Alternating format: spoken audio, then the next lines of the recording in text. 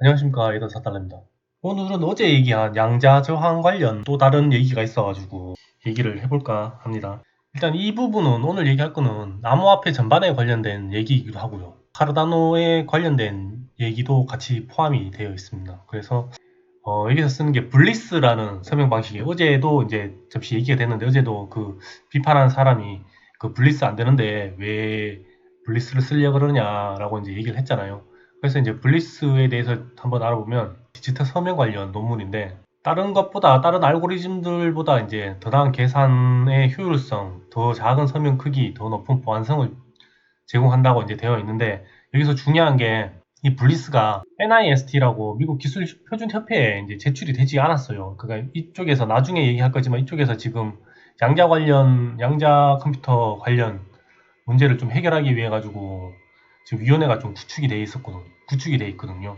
그런데 이 블리스가 그 후보로 제출이 되진 않았어요. 이 사람이 얘기하는 이 부분은 제가 확인을 못 해봤어요. 근데 밑에 이 찰스가 답변하는 걸 보면 사실인 것 같기도 한데 약간 좀 사람이 서로 생각하는 약간 포인트가 틀려가지고 서로 이런 약간 의견 차이가 좀 보이는 것 같은데 일단 내용을 보면 이 카르다노는 블리스를 양자저항 서명 방식으로 사용할 계획입니다. 하지만 이 블리스는 이미 2016년에 해킹을 당했습니다. 퍼스트 퀀텀 암호 해독기인 레온 구루첸 이름 더럽게 레온이라 할게요. 레온. 암호 해독기인 레온에 의해 입증이 되었다. 어, 키가 훔쳐졌다는 거예요. 키가. 그러니까 secret bliss key is stolen. 비밀 블리스 키가 훔쳐졌다는 얘기죠. 이제 도난당했다. So not secure even by today's standard. 그래서 현재 표준으로서는 not secure 안전하지 않다. So not quantum secure. 그리고 양자 보안에 대해서도 이제 안전하지 않다. 이제 그런 의견을 냈어요. 그러니까 제가 이 사람이 몰라 이더리움 찰스를 가지고 그냥 좋은 줄 알았거든요. 그냥 보통 일반 사람이 이더리움 찰스라고 쓰는 줄 알았는데 이게 찰스더라고요. 찰스. 찰스가 이제 발끈해가지고 이제 얘기를 합니다. 이게 지금 한글로 번역이 나서 그런데 좀 약간 영문 뉘앙스가 좀, 좀 약간 좀 그래요. 그래가지고 이 사람이 이제 얘기를 하는데 뭐 사이드 채널 공격이 뭔지 아느냐. 도대체 뭐 블레스비에 대한 적용도 논문을 인용하지 않았다. 뭐 이러면서 뭐 그 관련 논문 내용 링크도 걸어주고 실제 암호화 전문가가 있다는 것을 이제 이해하고 있냐. 우리는 그 학회에 심사 없이는 서명을 이제 대충 아무 서명이나 갖다 쓰지 않는다. 뭐 그런 식으로 이제 얘기를 해요. 그래서 이제 그 관련 내용을 좀 더 이제 뒤져봤죠. 뒤져보니까 요 내용은 해킹당했다 이 내용은 제가 찾지를 못했어요. 찾지를 못했고 이 뭐 블리스하고 그 다음에 NIST 관련해가지고 내용이 사실 조금 보충돼야 되는 내용들이 좀 있더라고요. 그래서 외국 미디엄에 보니까 이 관련 내용을 그 7편에 걸쳐가지고 굉장히 자세히 설명해 놓은 사이트가 있어요. 그냥 어제 그 반박하는 그분 얘기도 아마 이 미디엄 자료를 보고 얘기한 게 아닌가 싶을 정도로 그 내용들이 좀 여기에 좀 많이 좀 포함이 돼 있어요. 그래가지고 이 내용을 좀 살펴보면 제가 나중에 링크를 걸어 드릴 테니까 이 내용은 정말 반드시 한번 꼭 정말 한 번씩 다 한번 읽어 보셔야 됩니다. 이거는 뭐 카르다노 문제뿐만 아니고 암호화폐에 관련된 위기라면 위기일 수도 있는데 그런 내용에 대해서 굉장히 잘 설명을 해놨거든요. 그리고 영어 못하시는 분들도 그 자동 번역기 돌려가서 보시면 저도 그 내용을 이해를 했어요. 자동 번역기 돌려서 나오는 내용도 그만큼 이 사람들이 굉장히 좀 쉽게 얘기를 해놨다라는 얘기로 이제 해석될 수가 있으니까 꼭 한번 보시길 바랍니다. 그래서 여기 보면 총 7페이지인데 제가 얘기할 내용은 3페이지와 4페이지에 나오는 내용만 좀 추려서 얘기할 거거든요. 내용이 너무 좀 길어가지고. 그래서 이제 뭐 현재 널리 알려진 실험용 양자 컴퓨터에는 실제 암호화 알고리즘을 깰 힘이 없지만 많은 암호 전문가들이 양자 컴퓨팅이 위협이 될 때를 대비하여 새로운 알고리즘을 설계하고 있다. 계속 이제 어제 얘기는 XMSS 등을 비롯해서 이제 여러 가지 알고리즘이 계속 이제 나오고 있는 것들이에요. 이제 양자 컴퓨터에 대해서. 그래서 이제 여기 나오는 거는 이제 양자 컴퓨터가 과연 이제 얼마 안에 이제 상용화 될 것이냐. 100만 개의 물리 큐빅 시스템은 10년 안에 가능할 것이다. 이 부분은 이제 어제 얘기가 나왔죠. 10년 안에 가능할 것이라고. 그리고 IBM은 양자 컴퓨터가 5년 안에 주류가 될 것이라고 믿고 있다. 여기 누르시면 다 이 사람도 이제 뭐 뇌피셜로 얘기하는 게 아니고 관련 뭐 구글이나 IBM에서 그쪽 관련 이제 디렉터로 일하는 사람들의 이제 인터뷰 내용이나 그런 것들을 기반으로 해가지고 이제 축적해 놓은 것들이에요. 그래서 굉장히 좀 신빙성 있는 얘기들이니까 요 링크 부분들은 다 누르고 이제 들어가시면 그 해당 내용이 나옵니다. IBM은 양자 컴퓨터가 5년 안에 주류가 될 것이고 마이크로소프트의 험달 이 사람은 5년 후에 상업용 양자 컴퓨터를 갖게 될 것이다 라고 이제 얘기를 하는 거죠. 퀀텀 컴퓨팅의 성능이 무어의 법칙보다 더 빠르게 발전할 수 있다라고 되는데 무어의 법칙이란 게 뭐냐면 18개월마다 회로의 집적도가 2배씩 늘어나는 거예요. 그러니까 쉽게 얘기해서 18개월이 지나면 컴퓨터의 성능이 이제 2배로 좋아진다. 단순하게 이제 얘기를 한다면 컴퓨터의 성능이 이제 2배로 좋아진다. 여기에 이제 보면 새로운 규칙인 11의 법칙이라는 게 탄생했어요. 이러한 급속한 발전으로 인해 퀀텀 컴퓨터가 고전 컴퓨터에 비해 얼마나 빨리 성장하고 있는지 설명하는 새로운 규칙인 11의 법칙이 탄생했다. 훨씬 빨라지는 거예요. 18개월이 아니고 11의 법칙, 제가 이거 뭐 읽어보진 않는데 11이면 10일이니까 아마 11개월에 한 번씩 이제 2배로 넘어간다. 아마 그런 내용인 것 같아요. 그래서 그는 양자 컴퓨터가 고전적인 컴퓨터에 비교해 지수적으로 기하급수적인 속도, 엄청나게 빠른 클립으로 계산 능력을 얻고 있다고 말했다. 그리고 여기 보면 국방부는 양자 컴퓨팅을 차세대 무기 경쟁으로 본다. 국방부까지 살려드렸죠. 그리고 2027년부터 ECDSA가 위험에 처한 것으로 추정한다. ECDSA는 저거죠. 이제 그 비트코인에서 이제 비트코인 및 거의 대부분의 이제 암호화폐에서 이제 사용하고 있는 그런 알고리즘이죠. 가장 큰 문제는 ECDSA가 언제 위험에 처하게 될 것인가. 그러니까 비트코인이 언제 망하게 될 것인가. 언제 양자 컴퓨터로부터 해킹이 될 것인가에 대해서 예측을 하려고 그러는데 여기 보면 국립과학 아카데미 NAS는 양자 컴퓨팅 개발에 대해서 매우 철저한 보고서를 작성했다. 이 보고서는 2017, 18년 말에 나왔다.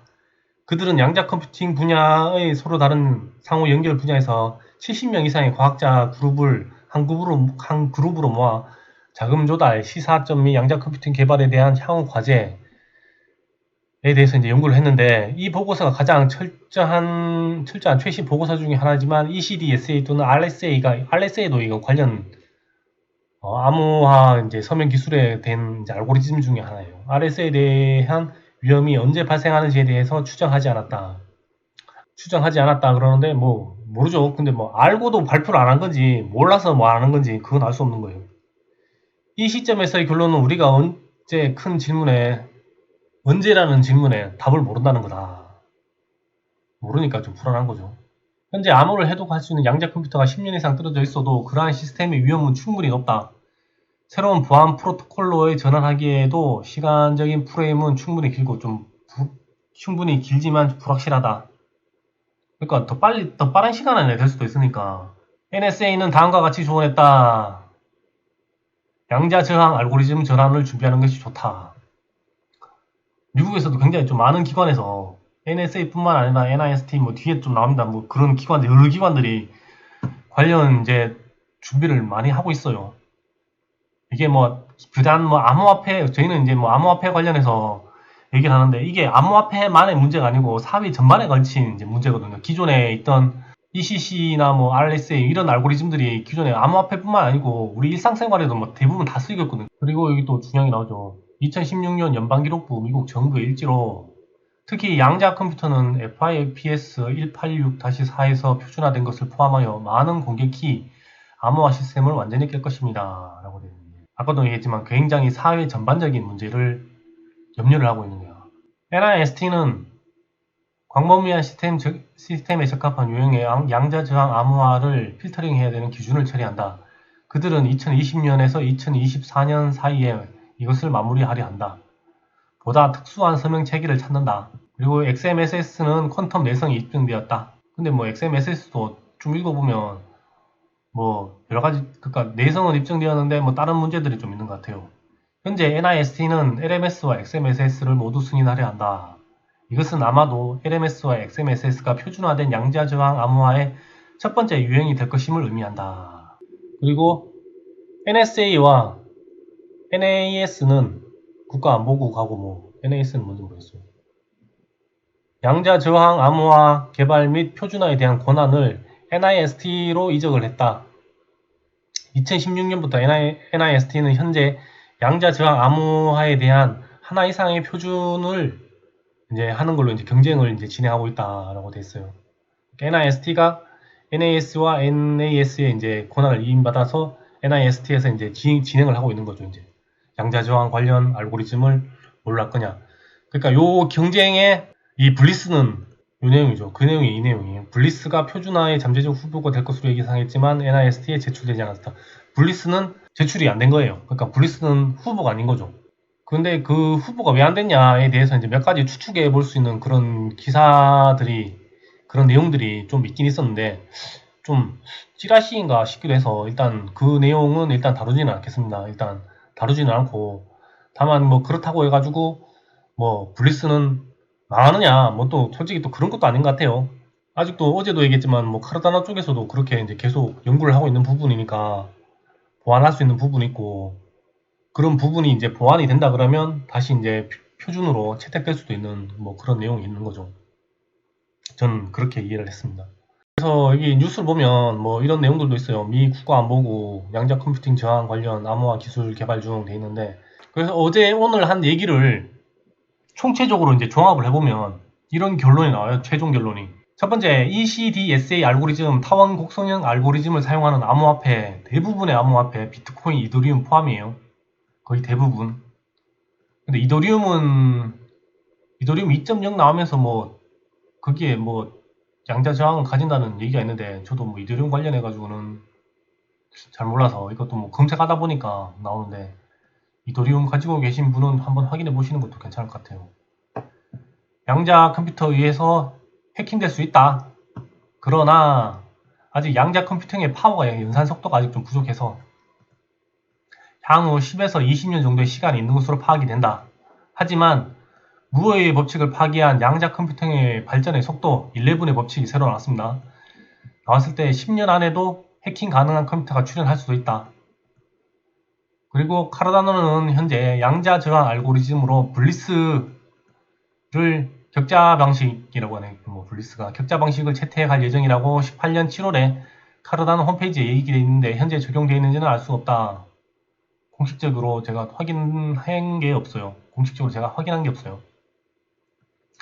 블리스는 기구가 의하면 2016년에 키가 도난당한 사례가 있다고 한다. 근데 이 부분은 이제 검색이 안 돼가지고 팩트 체크는 좀 안 됐습니다. 또한 미국의 NIST에서는 양자 저항 관련 알고리즘 표준화 사업을 진행하고 있는데, 거기에 이제 블리스가 제출하지는 않았다. 뭔 문제가 있겠죠. 근데 어떤 이유인지는 알 수 없다. 추측이 가능한 부분이 몇 개가 확인되었는데 카드라일 수 있어 이제 밝히지는 않겠습니다. 그리고 현재로서는 NIST에서 XMSS 알고리즘이 세계 첫 번째로 채택될 가능성이 높다. XMSS 알고리즘은 이제 QRL 퀀텀 리지스터를 XMSS 알고리즘을 사용하는 것은 QRL이죠. 그리고 미국 국토안보국 등 여러 기관에서 양자 컴퓨터 관련 대응 관련 준비를 활발히 하고 있는 건 사실이다. 군사적인 문제로 접근하고 있는 것도 사실이고, NIST에서는 2024년까지 표준화 작업을 마칠 예정이다. 가장 중요한 결론으로는 양자저항 암호화폐는 옵션이 아니라 필수입니다. 필수. 양자저항은 필수입니다. 왜냐하면 화폐는 신뢰가 바탕이기 때문이죠. 근데 해킹이 되는 화폐는 그 누구도 신뢰를 하지 않기 때문입니다. 생각해보세요. 위조 화폐가 겁나게 널렸어. 겁나게 널렸는데 그거를 사람들에게 인정을 받을 수 있을까? 저는 그건 아니라고 보죠. 해킹 당한 이후에는 모든 게 늦다. 모든 신뢰는 바닥으로 떨어져 있다. 제가 이런 결론을 내게 되는데, 아마 어제 그 찰스의 얘기에 대해서 딴지를 걸던 그분도, 그 레딧에서 이제 딴지를 걸던 그분도 이 문제에 대해서 이제 굉장한 심각성을 느끼고 아마 그렇게 얘기를 했던 것 같아요. 제가 어제 조사할 때도 조사할 때만 해도 그렇게 심각성을 못 느꼈는데 오늘 두 번째 조사를 좀 하다 보니까 이 부분에 대해서는 굉장히 좀 심각하게 좀 받아들일 필요가 있습니다. 너무 안이하게 생각하는 것도 좀 무리가 있다. 앞으로 시간이 많기 때문에 우리는 천천히 해도 된다라고 이제 생각하는 거는 굉장히 좀 무리가 있다라는 생각이 드는군요. 예전에 한번 이더리움이 해킹을 당해가지고 이제 하드 포크를 한 적이 있었잖아요. 이더리움 클래식으로. 그때도 굉장히 많은 논란이 됐어요. 근데 이제 양자 컴퓨팅으로 해서 이제 거의 대부분의 이제 암호화폐가 좀 해킹이 될 수 있는 좀 그런 여지가 현재로서는 충분히 남아있기 때문에 물론 그 사이에 암호화폐 기술도 좀 발전을 하겠지만 그 발전 속도보다 양자 컴퓨터의 발전 속도가 훨씬 더 빠르다면 암호화폐는 망할 수도 있는 거죠, 진짜. 누가 빠르냐 이제 그 문제인데 부디 전 암호화폐 관련 종사자들이 이 문제에 대한 심각성을 충분히 깨닫고 관련 연구를 좀 지속적으로 좀 해줬으면 좋겠습니다. 이상 예단 4달러였고요. 오늘 방송 여기서 마치도록 하겠습니다. 감사합니다.